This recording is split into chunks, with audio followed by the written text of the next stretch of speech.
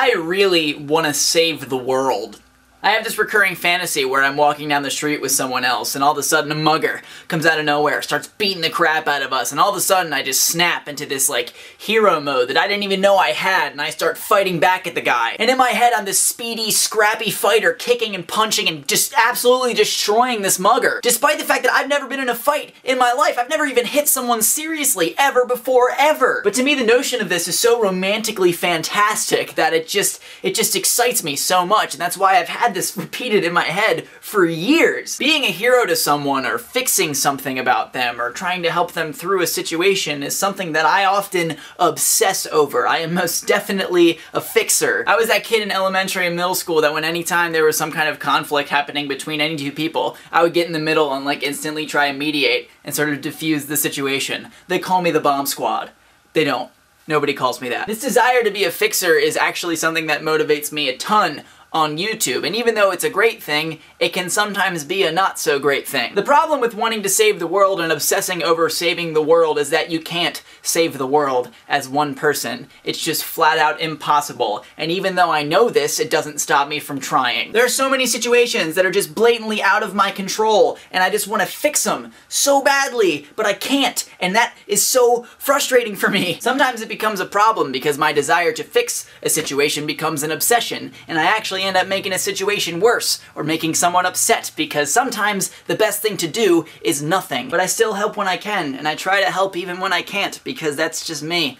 That's how I work as a person. That's how I function. Life is confusing sometimes, straight up, and emotions can be even more confusing. So you got life happening, and then you have emotions, which are responses to life, and they just like hit each other a lot, and it just makes situations real confusing. This is something that I love and embrace about life, in that it just makes it exciting, but even though it's exciting, at times it can be like real hecka stressful at other times, especially when you take into account the fact that you see somebody and you want to fix them or you want to help them, and a lot of times you can't. I have struggled for like most of my life learning to accept things that are out of my control, and I'm getting better at it. I think I'm making some progress. But when it comes to accepting things that are out of my control for other people, where I can't do anything about that, that's super heartbreaking for me. And that's really hard for me because I hate seeing people I care about upset. It's interesting to talk about this because sometimes I think about my own experience and my own problems. Like 2 years ago, I was in a real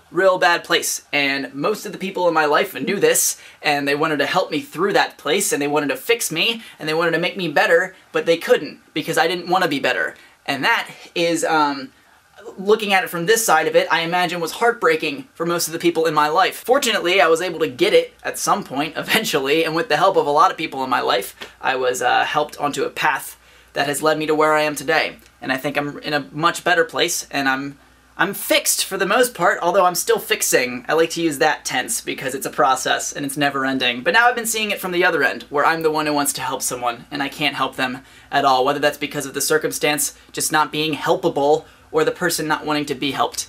And that is something that is really upsetting, it's heartbreaking, but it's something that you have to accept. Like I said before, oftentimes the best thing you can do for someone is nothing. And by nothing, I mean a lot of something. Just being present for someone and showing them that you care can save a life.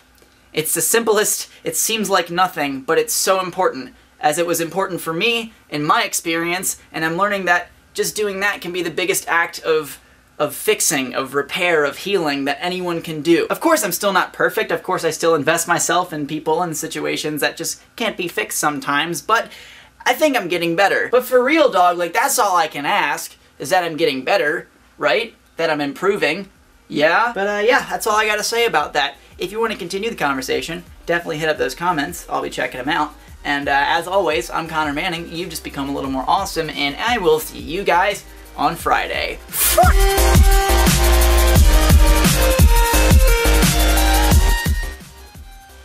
Oh, there you are, Perry. I did it. I made the joke. I made the joke. It's the only time it's getting made. Only time.